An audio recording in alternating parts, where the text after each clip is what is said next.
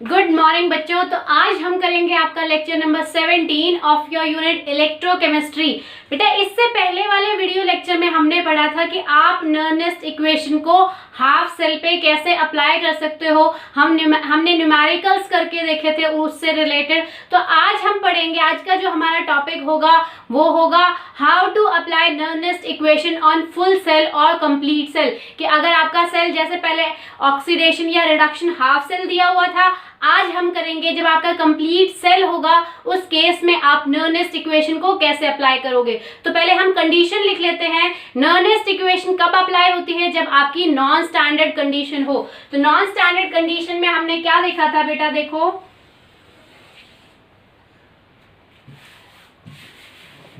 Non standard condition में हमने देखा था कि आपका कंसंट्रेशन 1 m नहीं होनी चाहिए, ठीक है। या फिर प्रेशर जो है आपका क्या 1 atm नहीं होना चाहिए। इन दोनों में से अगर एक कंडीशन भी होगी दैट मीन्स वो क्या होगी? आपकी नॉन स्टैंडर्ड कंडीशन। बट हमने ज्यादातर देखा था कि आपका टेम्परेचर जो है वो 298 केल्विन ही गिवन होता है क्वेश्चन में। बट कंसंट्रेशन चेंज हो सकती है या फिर प्रेशर चेंज हो सकता है। तो इस केस में हमने नर्नेस्ट इक्वेशन जो लिखी थी वो आपकी क्या थी बेटा? ई सेल या फिर मैं कहूं cell potential is equal to standard reduction potential of cell minus 0.059 upon n वहां पे क्या था? Number of moles of electron log to the base 10 Q आपका क्या था? रिएक्शन कोएफिशिएंट था आपका। तो बेटा ये हम इक्वेशन यूज करेंगे। ये आपकी नर्नेस्ट इक्वेशन है।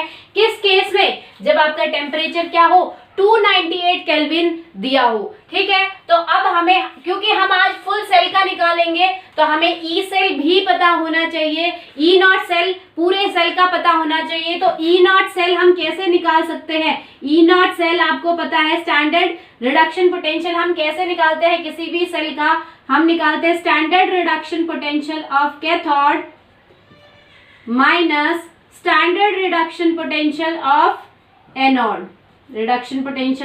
एनोड, ठीक है। तो आज आपका ये भी आपको काम आएगा।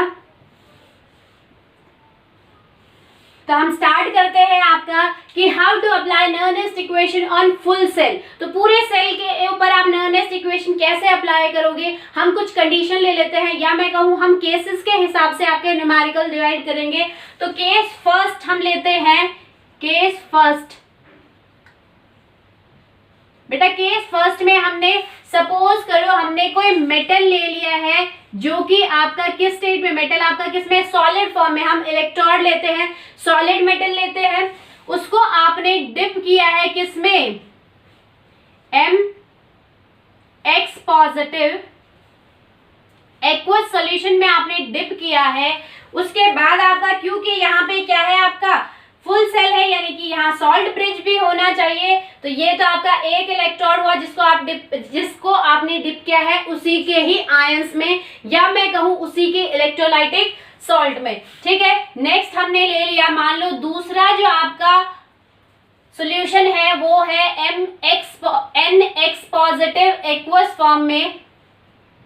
उसमें हमने डिप किया है, उस सॉल्यूशन में हमने डिप किया है एन मेटल को, जो कि आपका किस फॉर्म में है? सॉलिड फॉर्म में, ठीक है बेटा। तो यहाँ से आप देख सकते हो ये आपका क्या है? यहाँ से आपको पता चल रहा है कि ये आपका क्या है? फुल सेल है, क्योंकि मैंने आपको बताया था फुल सेल में आप सॉल्ट ब्रिज यूज करोगे। अब तक हम हाफ सेल पढ़ रहे थे, यानी कि आइदर ये वाली कंडीशन या फिर ये वाली कंडीशन पढ़ रहे थे, ठीक है। तो यहाँ पे आपको कंसंट्रेशन दे रखी है इस वाले एक्वस सॉल्यूशन की, दैट इज C1, और इस वाले की दे रखी है लेट्स सपोज C2। और ये आपको क्या करना है? आपको फाइंड करना है यहाँ पे at temperature is equal to 298 kelvin पे आपको क्या करना है? आपको गिवन है, क्या गिवन है? Standard reduction potential of MX आपको ये कंडीशन गिवन है, लेट सपोज ये आपका है P और यहाँ पे जो स्टैंडर्ड रिडक्शन पोटेंशियल है इसका N X positive N is equal to, ये आपका सपोज Q गिवन है, ठीक है। तो आपको ये कंडीशन गिवन है, तो आपको फाइंड यहाँ पे करना है, फाइंड, क्वेश्चन है फाइंड ई सेल, या मैं कहूं सेल का आपको रिडक्शन पोटेंशियल निकालना है। इस सेल का स्टैंडर्ड आपको गिवन है, स्टैंडर्ड हाफ सेल का रिडक्शन पोटेंशियल आपको गिवन है। ये मान लो ये आपका यहाँ पे आपका क्या होता है नेगेटिव, यानी कि ये आपका एनोड होता है, इस पे यहाँ आपका क्या होता है पॉजिटिव। जैसे आप गैल्वेनिक सेल ले रहे थे, इस साइड आप क्या ले रहे थे एनोड ले रहे थे, इस साइड आप कैथोड ले रहे थे, तो मैंने आपको पॉजिटिव और नेगेटिव ऊपर लिख के दिखाया था, ठीक है। तो मान लो आपका reduction potential, standard reduction potential ये एनोड का गिवन है और ये कैथोड का आपको गिवन है, तो आपको इस सेल का रिडक्शन पोटेंशियल निकालना है। स्टैंडर्ड आपको गिवन है, रिडक्शन पोटेंशियल निकालना है, तो आप किस की हेल्प से निकालोगे, इस इक्वेशन की हेल्प से निकालोगे, क्योंकि आपको टेम्परेचर की कंडीशन भी बेटा 298 केल्विन दे रखी है। तो हम पहले लिख लेते हैं कि आपकी नर्नेस्ट इक्वेशन कौन सी हम यूज करेंगे। नर्नेस्ट इक्वेशन हम यूज करेंगे ई सेल।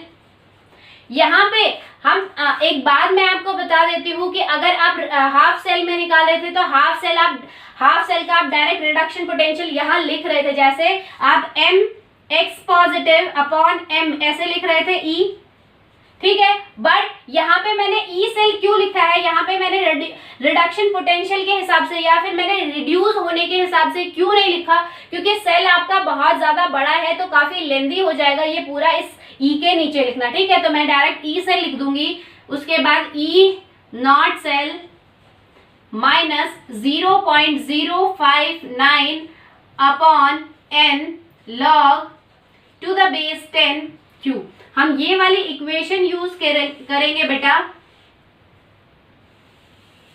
अब आपको कैलकुलेट करना है ई सेल, आपको ई सेल यानी कि सेल का रिडक्शन पोटेंशियल आपको कैलकुलेट करना है अंडर नॉन स्टैंडर्ड कंडीशन। आपको उसके लिए क्या चाहिए, 3 चीजें निकालनी है, मैं सर्कल लगा देती हूँ।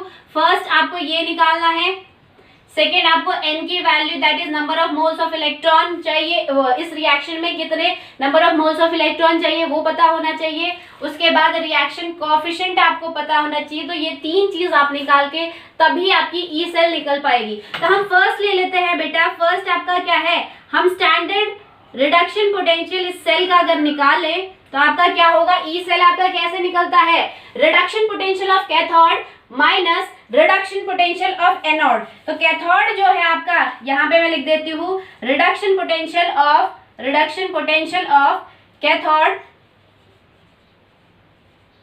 Minus reduction potential standard reduction potential of anode. Cathode का आपको गिवन है, आपको मैंने बताया था, यहाँ से आप पता लगाओगे जो नेगेटिव टर्मिनल है हमने कौन सा लिया था, एनोड लिया था, यानी कि यहाँ पे आपका एनोड है और यहाँ पे ये आपका कैथोड है। तो यहाँ पे आपको स्टैंडर्ड रिडक्शन पोटेंशियल कैथोड की गिवन है जो कि है आपकी Q माइनस, अगर हम स्टैंडर्ड रिडक्शन पोटेंशियल इसकी बात करें जो कि आपकी कितनी गिवन है, standard reduction potential of anode कितनी गिवन है आपकी, देखो x पॉजिटिव m में कन्वर्ट हो रहा है, रिड्यूस हो रहा है, तो उसका कितना गिवन है पोटेंशियल, आपको p गिवन है। तो यहाँ से आपकी निकल गई ई सेल की value that is Q minus p। अब अगर हम सेकेंड देखें, सेकेंड हमें किसकी वैल्यू चाहिए, हमें n की वैल्यू चाहिए। और n की वैल्यू हम बेटा कैसे निकालते हैं, n की वैल्यू हम इक्वेशन लिख के निकालते हैं कि आपकी सेल में, पर्टिकुलर सेल में अगर एनोड पे रिएक्शन हो रही है तो कैसी रिएक्शन हो रही है, कितने number of moles of electron चाहिए, ठीक है। और अगर कैथोड पे हो रही है तो कितने number of moles of electron चाहिए। तो अगर हम ई सेल की, क्योंकि हम पूरे सेल की निकाल रहे हैं, यानी कि हमें दोनों ही एनोड और कैथोड की, जो दोनों एनोड और कैथोड पे जो भी रिएक्शन हो रही है हमें कंप्लीट रिएक्शन लिखनी पड़ेगी। तो हम यहाँ लिख लेते हैं कि आपकी एनोड पे कौन सी रिएक्शन हो रही है, एनोड पे आपका क्या होता है, एनोड पे आपका होता है ऑक्सीडेशन।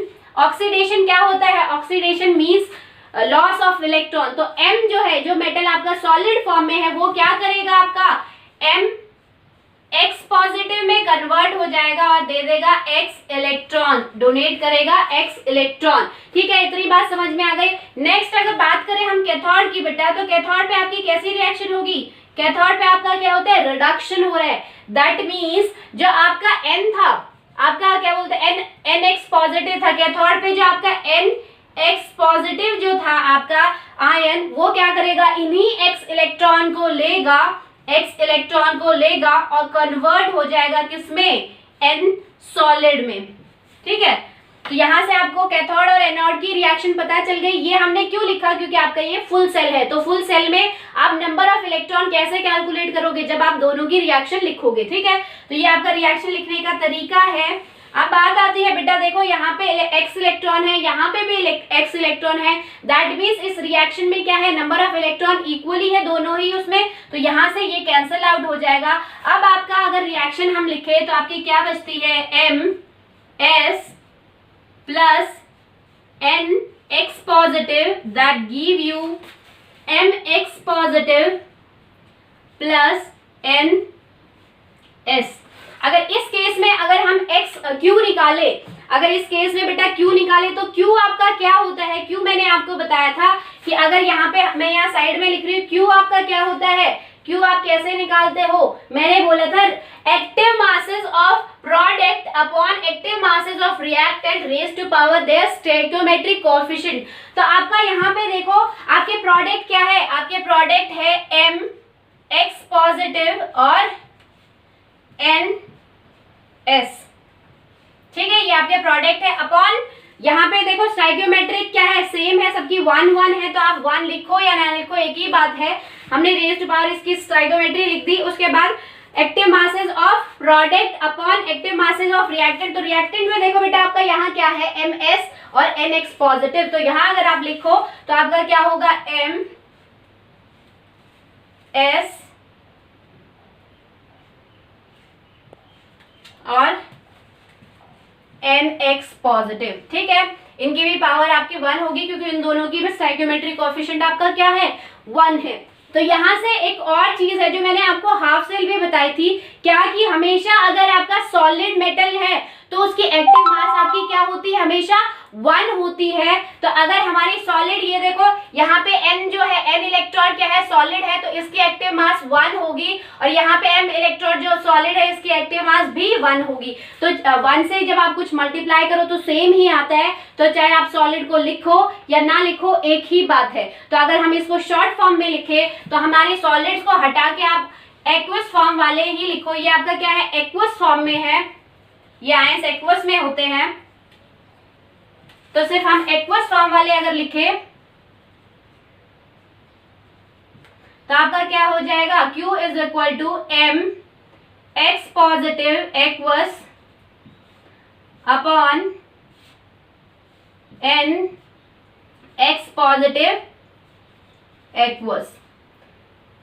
ठीक है बेटा, तो यहां से आप देख सकते हो कि आपकी Q की वैल्यू आ गई है। तो यहां से अगर मैं आपको एक शॉर्ट ट्रिक बताऊं कि आप Q डायरेक्ट कैसे लिख सकते हो, तो देखो बेटा, जब आपका क्या हो, आयंस पे जो आपके सॉल्यूशन में एक्वस फॉर्म में जो आयंस है उसका अगर चार्ज सेम हो, मैं सिर्फ कंडीशन बता रही हूँ, जब आपका चार्ज सेम हो, यानी कि केस 1 हमने क्या लिया था, जब आपका चार्ज सेम हो दोनों ही आयंस पे, यानी कि दोनों ही इलेक्ट्रोलाइट के आयंस पे चार्ज जब सेम हो, चाहे वो +1+1 हो या +2+2 हो या +3+3 हो, तो जब आपके चार्ज सेम हो तो आपका क्या होगा, आपका जो आयन एक्वस फॉर्म में है वो प्रोडक्ट में, यानी कि प्रोडक्ट में देखो MX कहाँ है, एनोड, यानी कि एनोड पे जो आयन एक्वस फॉर्म में है अपॉन कैथोड पे जो आयन एक्वस फॉर्म में है, डायरेक्टली आप उससे क्या निकाल सकते हो, Q निकाल सकते हो। तो आप देख सकते हो एनोड पे आपका क्या है, कौन सा आयन है, MX एक्वस, और कैथोड पे आपका कौन है, NX एक्वस। ठीक है, तो ये आपकी शॉर्ट ट्रिक है। अगर आप Q को ऐसे सिंप्लीफाई करना चाहते हो तो ऐसे कर लो, या फिर शॉर्टली अगर आप लिखना चाहते हो तो डायरेक्टली आप देखो कि आपके जो आयंस है, इलेक्ट्रोलाइट में जो आयंस है, उनके ऊपर अगर दोनों ही आयंस के ऊपर चार्ज सेम है तो आप डायरेक्टली लिख सकते हो कि Q इक्वल टू जो आयन आपका एक्वस फॉर्म में है प्रोडक्ट में अपॉन रिएक्टेंट में, या फिर मैं कहूँ एनोड पे जो आयन है आपके एक्वस में अपॉन कैथोड पे जो आयन है एक्वस में, उससे आपका डायरेक्टली Q की वैल्यू निकल जाएगी। तो यहां से हमारी Q की वैल्यू निकल गई ये। ठीक है बेटा, तो यहाँ पे आप देख सकते हो ये सिर्फ केस होगा एनोड अपॉन कैथोड के आयंस एक्वस फॉर्म में, केस तभी होगा जब आपके चार्जेस सेम होंगे, ठीक है। अगर आपके चार्ज सेम नहीं होंगे तो उसके लिए मैं आपका केस 2 करवाऊंगी, ठीक है। तो यहाँ से आपकी ई सेल की वैल्यू अब निकल सकती है। तो देखो बेटा क्यू की वैल्यू निकल गई। अब अगर हम यहाँ पे एन निकाले, एन कितना होगा, कितने इलेक्ट्रॉन यूज हो रहे, देखो दोनों में सेम यूज हो रहे, कितने एक्स इलेक्ट्रॉन। तो आप कह सकते हो यहाँ पे कितने इलेक्ट्रॉन यूज हो रहे, कितने मोल्स ऑफ इलेक्ट्रॉन यूज हो रहे, x moles of electron use हो रहे। तो एन की वैल्यू आपकी क्या आ गई, एक्स हो गई। अगर हम ये तीनों वैल्यूज आपकी सब्स्टिट्यूट करें किसमें, इस इक्वेशन में, नॉनेस्ट इक्वेशन में, तो आपकी ई सेल की जो वैल्यू आएगी, E cell is equal to E not cell. E not cell की वैल्यू आपकी कितनी आई, Q minus P, Q minus P minus 0.059 upon N की वैल्यू कितनी है, एक्स है,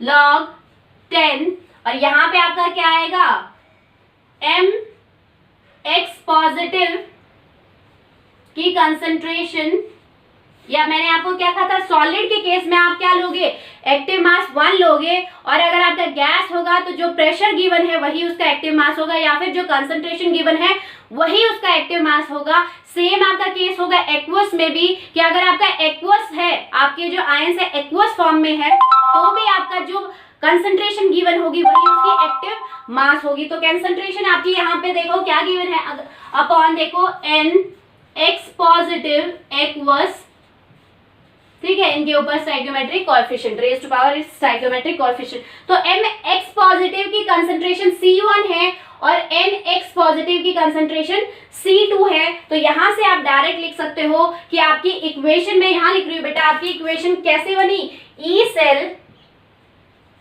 cell is equal to Q minus P minus 0.059 upon x log to the base 10।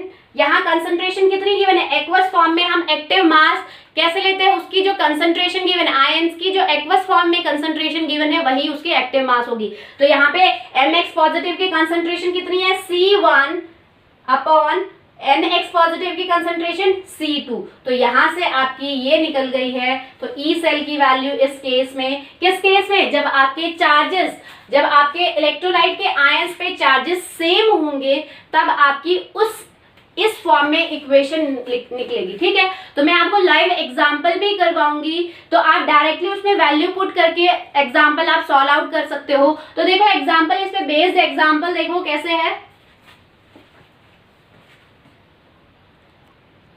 तो देखो बेटा ये न्यूमेरिकल देखो क्या है, ये देखो आपका कौन सा सेल गिवन है, जिंक डैनियल सेल आपका गिवन है। तो डैनियल सेल में हम क्या लेते हैं, नेगेटिव टर्मिनल पे एनोड होता है, एनोड आपका जिंक इलेक्ट्रोड होता है जो कि सॉलिड होता है, जिंक मेटल सॉलिड फॉर्म में, उसको डिप किया जाता है Zn2 पॉजिटिव के आयंस में, एक्वस में, ठीक है। और जो आपका Cu2 पॉजिटिव आयंस होते हैं उनमें आपका डिप किया जाता है कॉपर मेटल जो कि सॉलिड फॉर्म में है। तो ये आपका पार्ट हो गया, ये आपका बीच में सॉल्ट ब्रिज है, दैट मींस आपको फुल सेल गिवन है, ठीक है। तो ये आपका पार्ट हो गया एनोड और ये आपका हो गया कैथोड। यहाँ पे Zn2 पॉजिटिव आयंस की कंसंट्रेशन गिवन है और यहाँ पे Cu+2 आयंस की एक्वस में कंसंट्रेशन गिवन है, दैट इज 0.1 m, ठीक है। एट टेम्परेचर 298 केल्विन, 298 केल्विन पे आपको स्टैंडर्ड रिडक्शन पोटेंशियल गिवन है, किसका, एनोड का, जो कि है आपको पता है Zn2 पॉजिटिव, Zn में जब कन्वर्ट होता है उसका स्टैंडर्ड रिडक्शन पोटेंशियल हमने कैलकुलेट करके भी देखा था, जो कि आया था -0.76 वोल्ट। साथ के साथ आपको गिवन है स्टैंडर्ड रिडक्शन पोटेंशियल कैथोड पे क्या था, Cu2 पॉजिटिव आयन इलेक्ट्रॉन लेके Cu में कन्वर्ट हो रहे थे, तो उसका स्टैंडर्ड रिडक्शन पोटेंशियल हमने कैलकुलेट किया था, वो गिवन है आपको +0.34 वोल्ट। आपको निकालना है find reduction potential for the cell, इस सेल का आपको रिडक्शन पोटेंशियल निकालना है, ई सेल निकालना है अंडर नॉन स्टैंडर्ड कंडीशन, ठीक है बेटा। तो आप यहाँ से देख सकते हो कि आपकी जो कंसंट्रेशन गिवन है वो 1m के बराबर नहीं है, अलग ही आपकी न्यूमेरिकल वैल्यू दे रखी है। दैट मीन्स ये जो क्वेश्चन है आपका सॉल्व होगा with the help of Nernst equation. ठीक है, तो ये केस देखो, केस हमारा फर्स्ट है, उसी का एग्जांपल है। तो केस फर्स्ट में हमने क्या लिया था कि अगर आपके आयंस जो है, एक्वस आयंस जो है, एक्वस में जो आयन है, एक्वस सॉल्यूशन में जो आयन है, उन पे अगर सेम चार्ज होगा तो हम डायरेक्टली, हमने एक ऐसा इक्वेशन निकाली थी, तो इस इक्वेशन में डायरेक्ट वैल्यूज आप पुट करके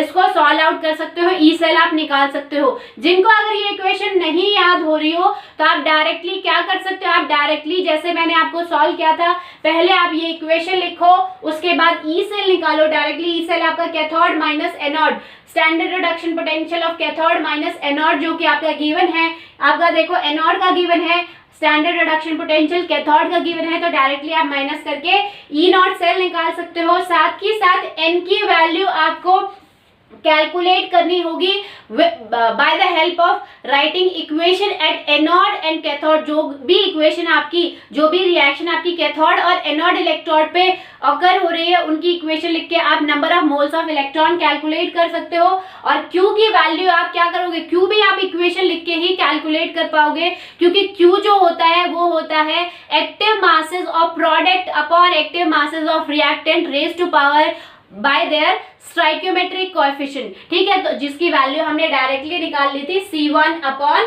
C2। ठीक है, तो अगर मैं इसी में आपके क्या बोलते हैं वैल्यूज पुट करूं, तो देखो बेटा, आप कौन सी इक्वेशन लगाओगे, E cell is equal to E not cell minus 0.059 upon n log base 10 Q।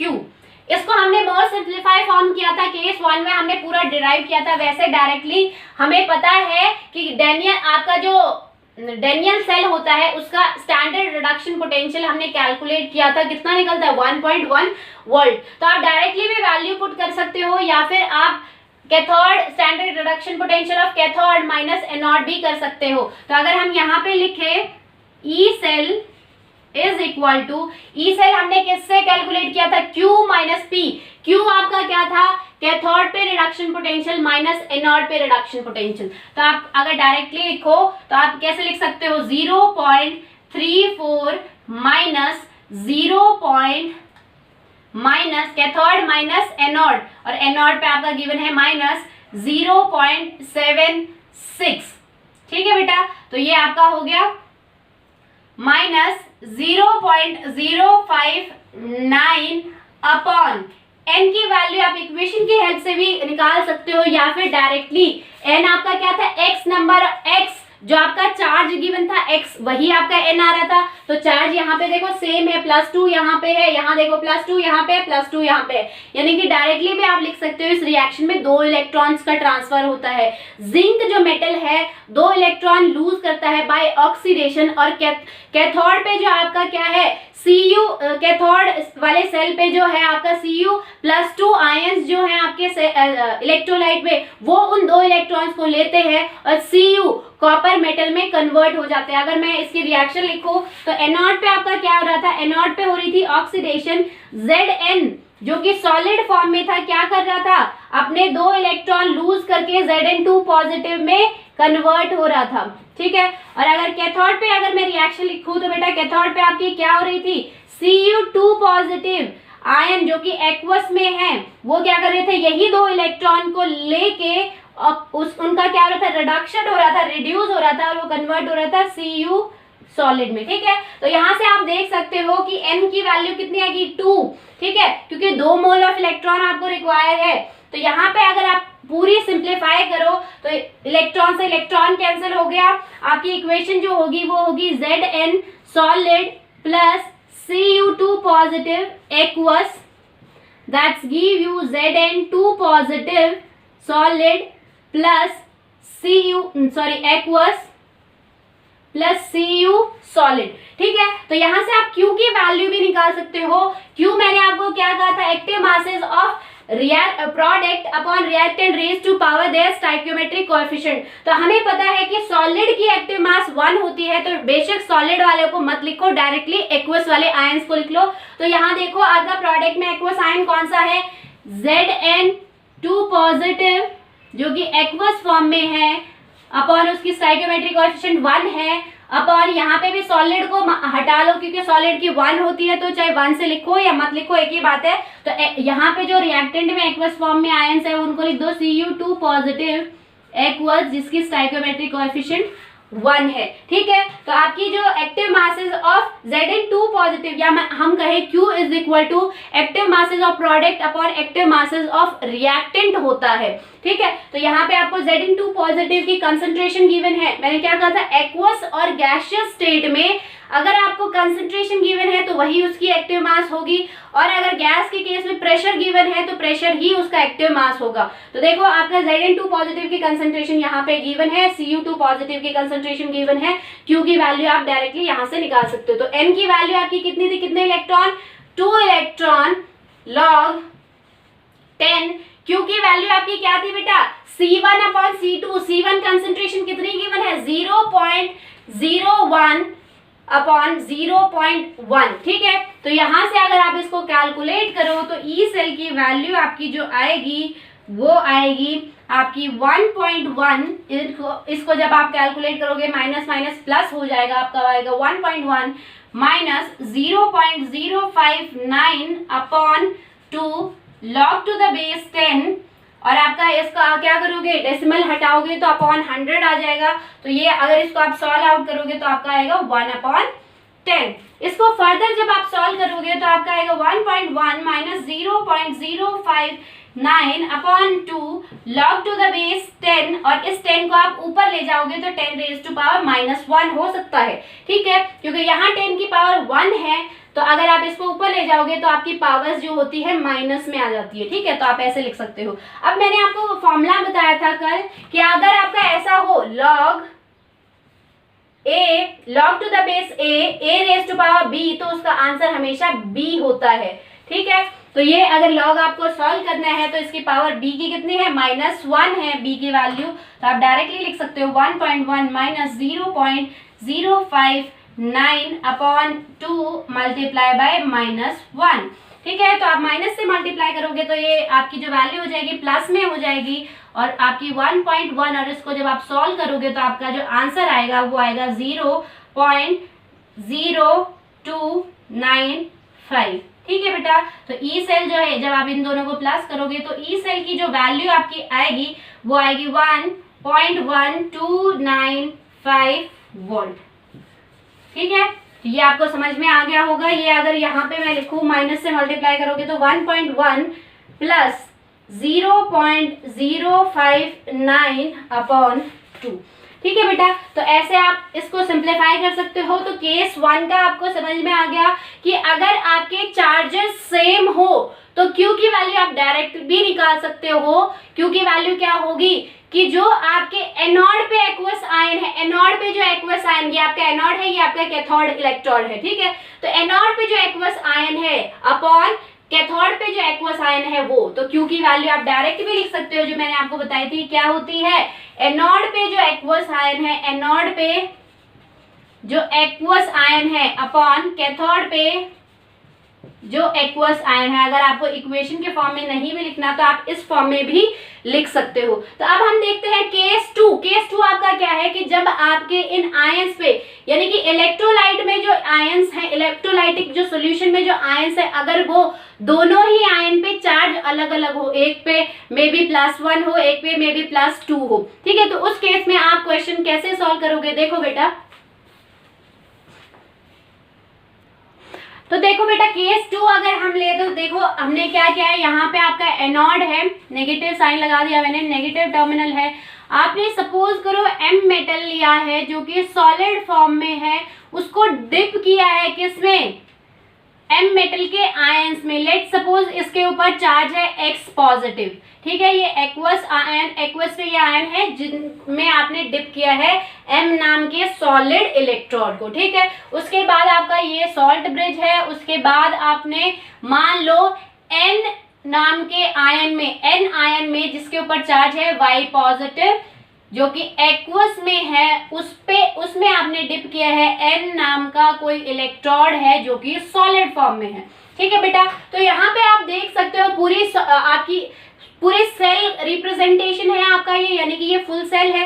ठीक है, तो यहाँ पे आप देख सकते हो कि एक इलेक्ट्रोलाइट पे चार्ज अलग है, इलेक्ट्रोलाइट के आयंस पे चार्ज अलग है और दूसरे पे अलग है। ठीक है, तो इस केस में हम नर्नेस्ट इक्वेशन को कैसे यूज करेंगे, देखो, और कंडीशन आपकी क्या गिवन है, एट टेम्परेचर ये जो रिएक्शन हो रही है वो हो रही है 298 केल्विन पे, साथ के साथ आपको यहाँ पे गिवन है standard reduction potential of Mx positive, convert हो रहे हैं M में, उसका रिडक्शन पोटेंशियल आपको मान लो गिवन है P, और जो दूसरा है आपका रिडक्शन पोटेंशियल किसका, कैथोड का, जिसमें क्या हो रहा है M Y positive ion electron gain करके N में कन्वर्ट हो रहे हैं, जिसका रिडक्शन पोटेंशियल आपको गिवन है मान लो Q। ठीक है, साथ ही साथ आपको क्या निकालना है, यहाँ पे आपको क्वेश्चन गिवन है find reduction potential of this cell, आपको इस सेल का रिडक्शन पोटेंशियल निकालना है। यहाँ पे आपको इस आयन की कंसंट्रेशन C1 गिवन है और इसकी कंसंट्रेशन C2 गिवन है, यानी कि यहाँ पे कंसंट्रेशन जो है 1m नहीं हो के C1 और C2 है। C1 की वैल्यू कुछ भी हो सकती है और C2 की वैल्यू कुछ भी हो सकती है, यानी कि यहाँ पे क्या है, नॉन स्टैंडर्ड कंडीशन है, दैट मीन्स आप नर्नेस्ट इक्वेशन की हेल्प लोगे। ठीक है, तो हम लेंगे, आप देखो नर्नेस्ट इक्वेशन लिखो, नर्नेस्ट इक्वेशन क्या है, E of cell is equal to standard reduction potential of that cell minus 0.059, क्योंकि हम टेम्परेचर आपका 298 केल्विन है तो हम मॉडिफाइड नर्नेस्ट इक्वेशन यूज कर सकते हैं, अपॉन n आपका क्या है, number of moles of electron log to the base 10 Q। तो इस इक्वेशन को हमें E सेल निकालने के लिए हमें क्या चाहिए, E नॉट सेल निकालना है, n की वैल्यू निकालनी है और Q की वैल्यू निकालनी है, तभी आपको log to the base 10 Q की वैल्यू मिलेगी। ठीक है, तो यहाँ पे हम फर्स्ट देखते हैं, पहला हमें क्या निकालना है, E not cell. E not cell आपका बेटा क्या होता है, E नॉट सेल आपका होता है standard reduction potential of cathode minus standard reduction potential of anode. ठीक है, तो आपको देखो कैथोड पे आपका क्या है, ये आपका कैथोड पोर्शन है, ये आपका एनोड पोर्शन है। ठीक है, यहाँ पे आपका पॉजिटिव साइन। ठीक है, तो यहाँ से आप टर्मिनल पे चार्ज क्या है उस हिसाब से भी बता सकते हो। ठीक है, क्योंकि अब आपने दोनों टाइप के सेल पढ़ लिए तो अब आपको ये चीज तो लर्न हो ही गई होगी। तो ये आपका क्या है, कैथोड है और ये आपका एनोड है। तो कैथोड का रिडक्शन पोटेंशियल आपको गिवन है Q और एनोड का रिडक्शन पोटेंशियल आपको गिवन है P, तो आप डायरेक्टली लिख सकते हो Q माइनस P। तो यहाँ से आपकी E नॉट सेल हो गई, E नॉट सेल की वैल्यू निकल गई। नेक्स्ट हमें निकालना है नंबर ऑफ इलेक्ट्रॉन। तो नंबर ऑफ इलेक्ट्रॉन निकालने के लिए आपको पता होना चाहिए कैथोड और एनोड पे क्या रिएक्शन हो रही है, तभी तो आपको पता चलेगा कितने मोल्स ऑफ इलेक्ट्रॉन लूज हो रहे हैं और कितने मोल्स ऑफ इलेक्ट्रॉन गेन हो रहे हैं। तो एनोड पे बेटा आपकी क्या रिएक्शन हो रही है, एनोड पे होता है आपका ऑक्सीडेशन।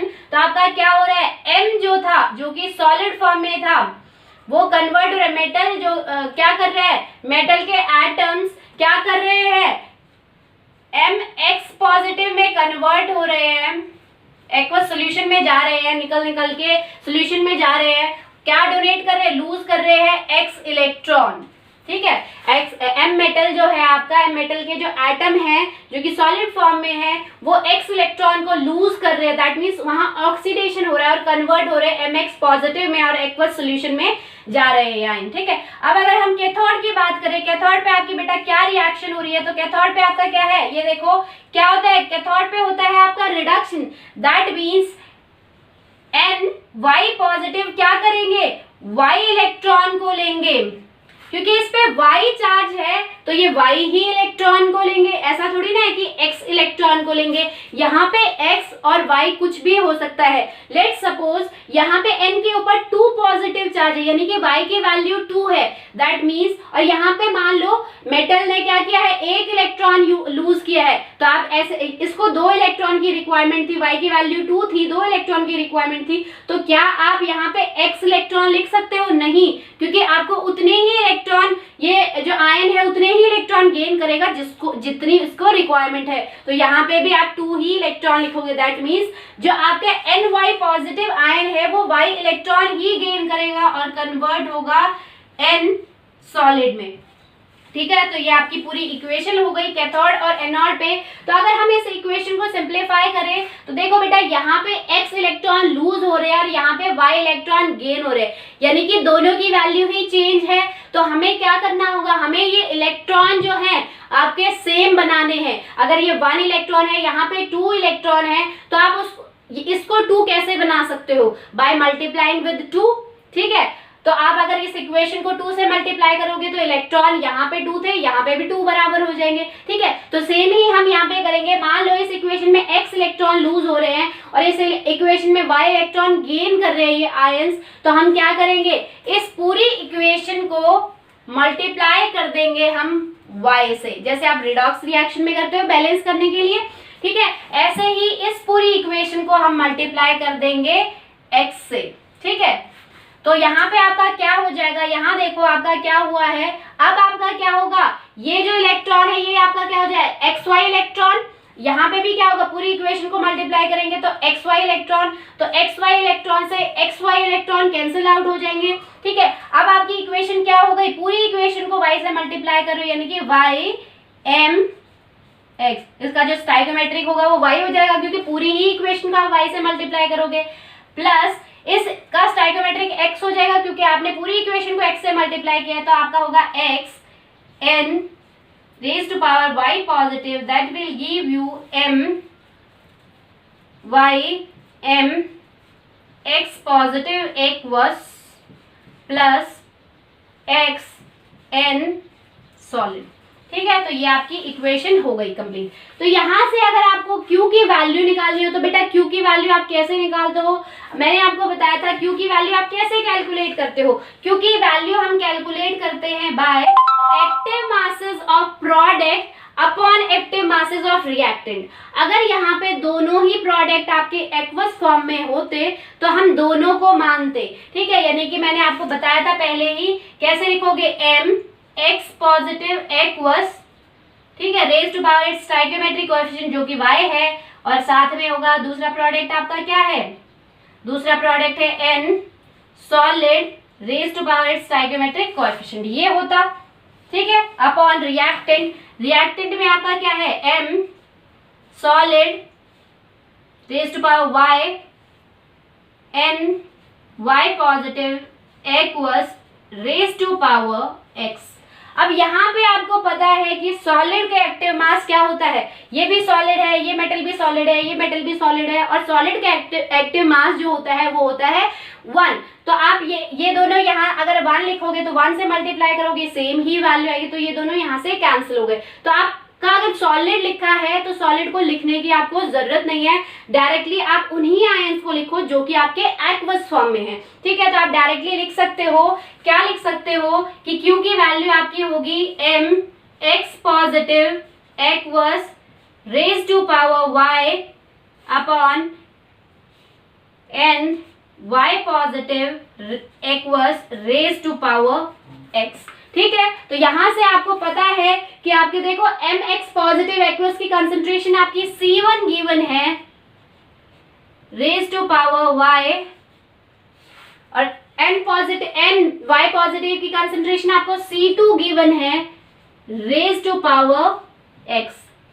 ठीक है, तो यहां से आपकी Q की वैल्यू निकल गई। Q की वैल्यू क्या हो गई, C1 raise to power its stoichiometric coefficient upon C2 raise to power its stoichiometric coefficient. तो C1 और C2 की वैल्यू जो आपके न्यूमेरिकल्स में गिवन होगी वो आप डायरेक्टली लिख के Q की वैल्यू निकाल सकते हो। तो यहाँ पे अगर बेटा मैं आपको एक ट्रिक बताऊं तो देखो क्या है कि यहाँ पे देखो, जब आपके चार्जेस सेम हैं तो आप क्या लिख सकते हो, C1 कंसंट्रेशन किसकी है, एनोड पे जो आपके आयंस हैं, तो आप लिख सकते हो एनोड पे जो एक्वस फॉर्म में आयंस है उनकी कंसंट्रेशन अपॉन कैथोड पे जो एक्वस फॉर्म में आयंस है उनकी concentration raise to power, anode पे पावर किसकी आएगी, एनोड आयंस पे पावर किसकी आएगी, जो कि आपके कैथोड आयन की पावर, देखो इस पे y पावर है तो एनोड पे आ रही है y पावर, ठीक है।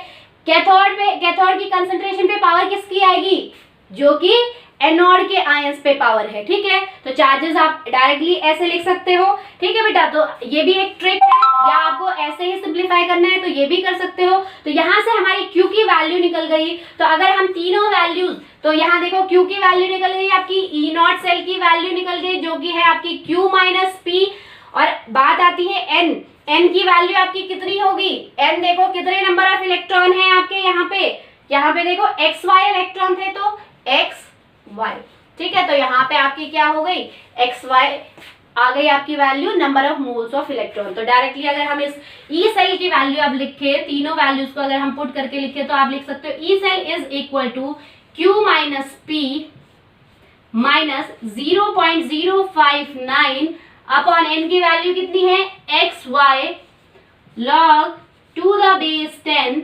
C1 upon C2 raise to power Y raise to power x, ठीक है बेटा। तो ये आपकी क्या हो गई, सिंप्लीफाइड इक्वेशन हो गई। अगर आपके जो इलेक्ट्रोलाइट में आयंस है उन पे चार्ज अगर डिफरेंट होगा तो आपकी इक्वेशन ये हो गई। अब अगर आप इक्वेशन फर्स्ट जो हमने केस 1 की इक्वेशन ली थी और ये आपकी केस 2 की इक्वेशन है, केस 1 की जब आपके चार्जेस क्या हो, सेम हो, यहाँ पे क्या है चार्जेस डिफरेंट हो, तो दोनों में डिफरेंस कहाँ आ रहा है, ये बिल्कुल सेम है, ये वैल्यू 0.059 आ रही थी, यहाँ पे आपका क्या आ रहा था, सिर्फ x आ रहा था, बट यहाँ पे चार्जेस दो है x और y, वहां पे चार्ज सिर्फ एक ही था x, ठीक है। तो यहाँ हम दोनों चार्जेस का मल्टीप्लीकेशन लिख सकते हैं। बात आती है q की वैल्यू, तो q की वैल्यू वहां पे भी क्या थी, C1 अपॉन C2, बट वहां पे क्या था बेटा आपका, वहां पे रेज टू पावर आपकी क्या थी, रेज टू पावर आपकी क्या थी, जो आपकी स्टाइकियोमेट्रिक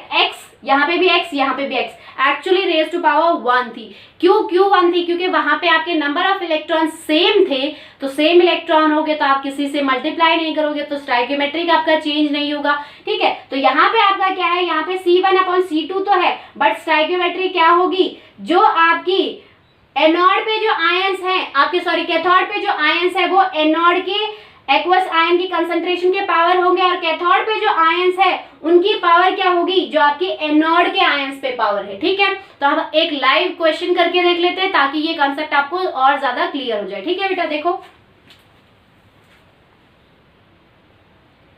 तो देखो बेटा हमारा न्यूमेरिकल क्या कहता है कि मैग्नीशियम जो आपका सॉलिड फॉर्म में है, मैग्नीशियम मेटल जो है इलेक्ट्रोड, उसको आपने डिप किया है मैग्नीशियम 2 पॉजिटिव एक्वस आयंस में, और ये आपका सॉल्ट ब्रिज है। Ag पॉजिटिव एक्वस आयन में आपने डिप किया है Ag के मेटल को, यानी कि सिल्वर इलेक्ट्रोड को आपने डिप किया है, जो कि आपका सॉलिड स्टेट में, ठीक है।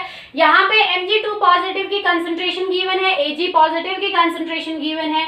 टेम्परेचर, ये रिएक्शन आपकी हो रही है 298 केल्विन पे, और आपका ये रिडक्शन पोटेंशियल दे रखा है, ये आपका क्या है, एनोड का रिडक्शन पोटेंशियल गिवन है, ये आपके कैथोड पे जो रिएक्शन हो रही है उसका रिडक्शन पोटेंशियल आपको गिवन है। यहाँ पे आपको जो निकालना है वो निकालना है ई सेल, ठीक है, ये भी आपका गिवन था। तो यहाँ पे आपको ई सेल निकालना है, तो हम लिख लेते हैं आपका जो इक्वेशन हमने केस 2 में लिखी थी। देखो बेटा आप देख सकते हो आपका यहाँ पे केस 2 लगेगा, कैसे, यहाँ पे देखो दोनों आयंस पे क्या है, अलग अलग चार्ज है, तो जब अलग अलग चार्ज होगा तो हमने केस 2 की इक्वेशन वो निकाली थी, जब सेम चार्ज होगा तो हमने केस 1 की इक्वेशन निकाली थी, ठीक है। तो केस 2 की इक्वेशन हमारी क्या निकली है बेटा, E cell is equal to Q minus P minus 0.059 upon XY log to the base 10 C1 raised to power Y C2 raised to power X, ठीक है। ये हमारी इक्वेशन निकली है। तो यहाँ पे हमें क्या निकालना है, देखो पहले ये निकालना है, फिर ये निकालना है, और लास्ट में Q की वैल्यू निकालनी, तभी आपका ई सेल निकलेगा। तो पहले अगर हम निकाले ई नॉट सेल, ये आपकी किसकी वैल्यू थी, ई नॉट सेल की थी, तो बेटा ई नॉट सेल आपका क्या था, Q माइनस P, ठीक है। Q आपका क्या था, reduction potential of cathode minus anode. तो कैथोड पे आपका क्या है, कैथोड पे ये है तो आप लिख सकते हो 0.8 माइनस एनोड पे आपका क्या है माइनस 2.36 वोल्ट, जिसका आंसर जो है आपका आएगा प्लस 3.16 वोल्ट। तो ई नॉट सेल आपका निकल गया है। सेकंड जो हमें निकालना है वो हमें निकालना है n की वैल्यू, और n आपका क्या था एक्स वाई, यानी कि x क्या है +2 चार्ज मल्टीप्लाई बाय बेटा आपका y क्या है +1 charge 2 multiply by 1 that is 2। n की वैल्यू हो गई। अब बात आती है q की वैल्यू। तो q की वैल्यू क्या थी, c1 raise to power y upon c2 raise to power x। c1 की वैल्यू कितनी गिवन है 0.01 m upon raise to power y आपकी कितनी है 1 है, और यहाँ पे 0.1 रेज टू पावर 2, 0.1 की रेज टू पावर 2 है। तो जब आप इसको 0.1 को 2 बार मल्टीप्लाई करोगे तो आपका आंसर यही आ जाएगा। 0.01 की पावर 1 है यानी कि 0.01 ही रहेगा, और जब आप इसको 2 बार मल्टीप्लाई करोगे इसका तो आपका आंसर आएगा 0.01। तो दोनों सेम है, दैट मीन्स आपका 1 हो जाएगी। ठीक है, तो Q की वैल्यू आपकी 1 आ गई है, N की वैल्यू हमें पता चल गई 2, ई नॉट सेल की वैल्यू हमें पता चल गई। अब डायरेक्टली ई सेल में आप वैल्यू रखो, E cell is equal to Q minus P की वैल्यू कितनी है 3.16 माइनस 0.059 अपॉन एक्स वाई की वैल्यू आपकी कितनी आई है 2 आई है, log 2 the base 10 c1 upon c2 raise to power x and y, उसकी वैल्यू आपकी 1 आई है। ठीक है बेटा, तो आपको पता है log 2 द बेस 10 1, log 1 की वैल्यू होती है 0, तो log 1 जो होता है log 2 द बेस 10 1 की वैल्यू हमेशा 0 होती है। तो जब ये वैल्यू 0 आएगी, इस पूरे को जब आप मल्टीप्लाई करोगे 0 से, इस टर्म को मल्टीप्लाई, ये जो टर्म है इसको आप जब मल्टीप्लाई करोगे 0 से, तो ये पूरी ही टर्म आपकी क्या आ जाएगी 0 आ जाएगी। यानी कि यहाँ से डायरेक्टली आप देख सकते हो ई सेल की जो वैल्यू आई है बच्चे वो आई है 3 प्लस 3.16 वोल्ट। ठीक है, तो ये हमारा न्यूमेरिकल हो गया। ठीक है, तो आज हमने आपके फुल सेल के दोनों केसेस कर लिए हैं कि जब आपका चार्जेस जो इलेक्ट्रोलाइट में जो आयंस है, दोनों इलेक्ट्रोलाइट 2 सेल्स लेते हो आप, तो दोनों इलेक्ट्रोलाइट में जो आयंस है उन पे चार्ज अगर अलग होगा तो केस 1 हमने सॉल्व करके देखा, उस पे बेस न्यूमेरिकल करके देखा। उसके बाद अगर आपके आयंस पे इलेक्ट्रोलाइट में जो आयंस है उन पे चार्ज अगर डिफरेंट होगा तो हमने केस 2 करके देखा, जिसपे बेस हमने एक न्यूमेरिकल करके देखा। इस पे बेस जितने भी न्यूमेरिकल आपके बुक में गिवन है उनको अच्छे से ट्राई करना है, सेम मेथड से ही होंगे। आई होप आज का कंसेप्ट आपको समझ में आया होगा। That's all for today, thank you.